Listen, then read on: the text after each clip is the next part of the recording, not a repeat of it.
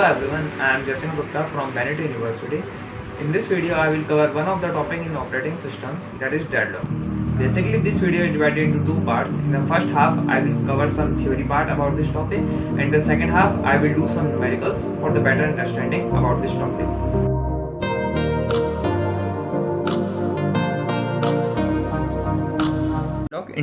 What deadlock indicates. Like if two or more processes are waiting for happening some event, an event which never happened, then the event is in deadlock state and the whole process is called deadlock. Let's take an example for deadlock. Like if we have process P1 and P2 and resource single instance resource R1 and R2. P1 is having resource R1 and request for the process R2. Similarly, P2 is having a resource R2 and request for the resource R1. Talking about this case only, in this case P1 and P2 required both the resources R1 and R2 for complete execution, but we can see that P1 is continuously request for the R2 and P2 is continuously request for the R1. So in that case, this is in deadlock state. This never execute. Like we have a note here. We have a note here. Waiting are of two types, infinite time and the finite time. When the time is infinite, then the condition is deadlock, and when the time is finite, like 1 day, 2 day, 100 years, then the condition is starvation. Like these are the necessary conditions for a deadlock: mutual exclusion, no preemptions, hold and wait, and circular wait. Four conditions satisfy, any one of the four conditions satisfy, then we can say deadlock is happen. Let's understand these conditions one by one. What is mutual exclusion? If let's take an example, like if we have a process P1 and holding a resource R1, at the same time another process P2 came and request for the same resource R1, then the condition is mutual exclusion, like no preemption.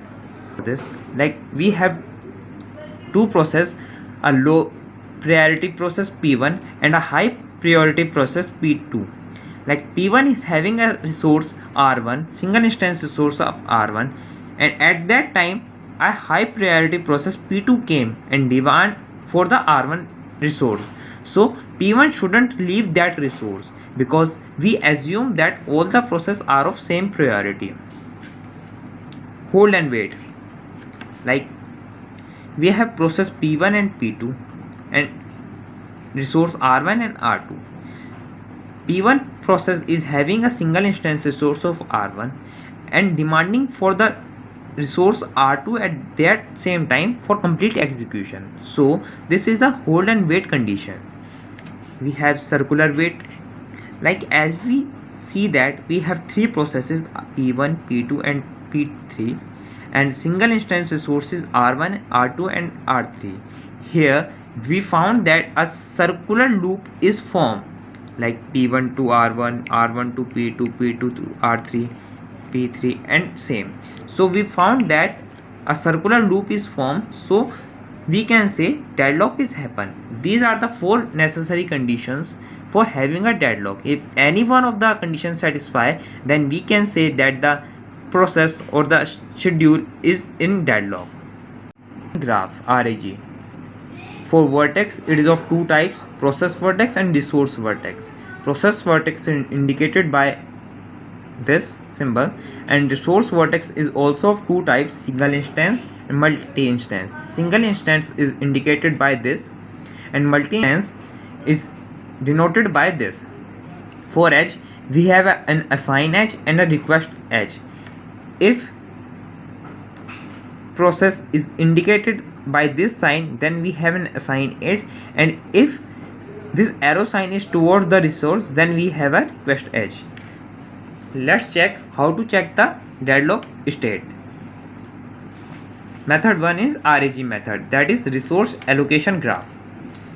If we have two processes P1 and P2 and instance resources R1 and R2, if a circular cycle forms in this diagram, then we can say that this is in deadlock state. Like if any of the circular path is made, then the state is deadlock. say this state of this is deadlock, because here a circular cycle is formed. Let's note some important notes. Like for single instance resource, like for these kind of resources, if a circular path is not followed, then deadlock will not occur. And for multi-instance resources, like for these kind of resources, if circular path is followed, then there may be or may not be a deadlock state. That it is not necessary. If a circular path is followed, then there is 100% guarantee that the state is in deadlock. This may or may not be is in deadlock state. Let's take some example to understand RAG, resource allocation graph. Like for example 1 is, we have process P1, P2 and P3 and R1, here R2 and R3. Here we found that if any circular chain is formed like this, yeah, we found a circular path, so this is in deadlock state.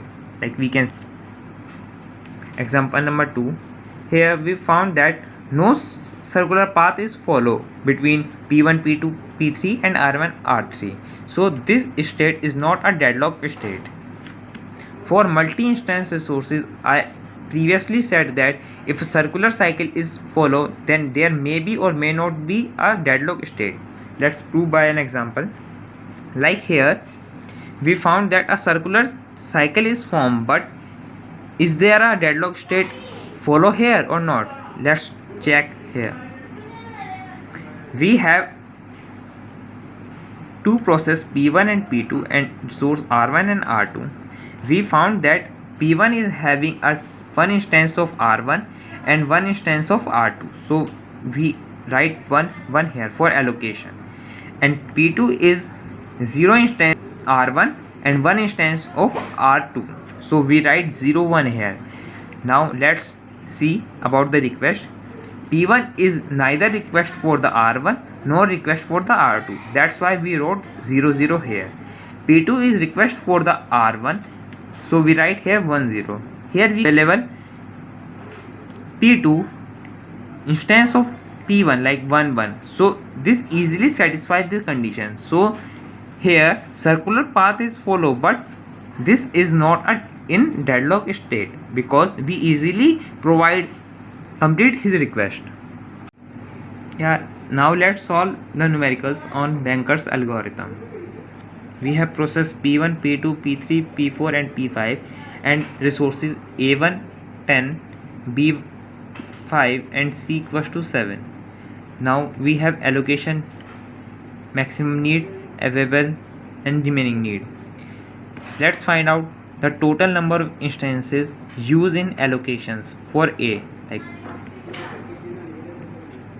7, for B 2 and for C 5.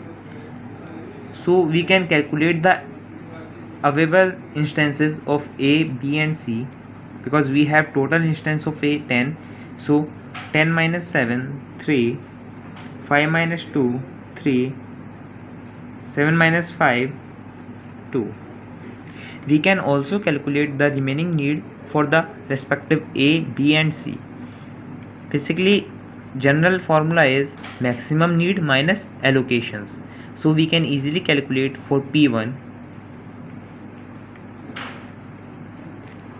for P2 3 minus 2 1 2 2, for P3 6 0 2 minus 2 0, P4 4 minus 2 2 1 1, for P5 5 3 minus 0 3 3 minus 2 1. Now we have 3 instances of A, 3 instances of B and 2 instances of C at present. Well, so we can see that can we satisfy any of the remaining need of the process? Yes, we can satisfy process P2 need because we have more than instance available than we required. So we can full execute P2 and release all the allocation instances and add to the available instances. So now we have total available 5, 3, 2. Let's recheck again. Can we satisfy any of the remaining need of any processes? Yes, we can easily satisfy process P4 need. So we can easily execute P4 completely and add the allocation instances to the. So now we have 7, 4, 3 at present available. Now satisfy, can we need fulfill any of the process need? Yes, we can easily fulfill process P5 need. So we can full execute P5 and add the allocation instances to the instances. So we have 2, 4, 5. Let's recheck. We have process P1 which satisfy our need and easily executes P1 and add the allocation instances to the available instances of A, B and C respectively. So we have finally 7 of A, 5 of B and 5 of C. Now let's check. Only P3 is left and we can easily fulfill the remaining need of P3. So we can full execute P3 completely and add the allocation instances of A, B and 3. So we have total 10, 5, 7 instances. For recheck whether your numerical is correct or not, verify that the last sum of the A is same as the number of instances given in the question. Yes, we found the same output like A10, B5 and C7. So in this way we can solve the numericals based on the Banker's algorithm. So thank you guys for watching this video. I hope that this video clear all your doubts.